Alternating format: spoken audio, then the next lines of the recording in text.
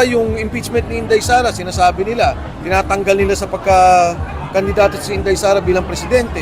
So kami naninindigan. Can you imagine, may 32 million mandate siya. Tapos itong mga kongreso, you have now the official with the highest trust rating, natatanggalin nila whimsically. No, para bang wala naman silang pinakitang ebidensya, wala naman silang pinakitang proof, wala naman silang pinakitang batayan.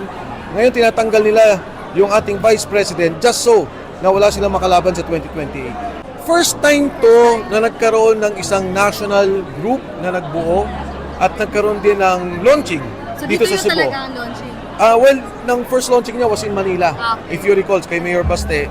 And then dito, ang sumunod, ang Cebu, na ito naman talaga bastion of democracy. Ito talaga yung mga Cebuano ang lumalaban kahit noon pa man sa martial law, corruption, at saka yung nangyayari na pagpapatahimik o yung pag-silence ng mga opposition voices in our country today.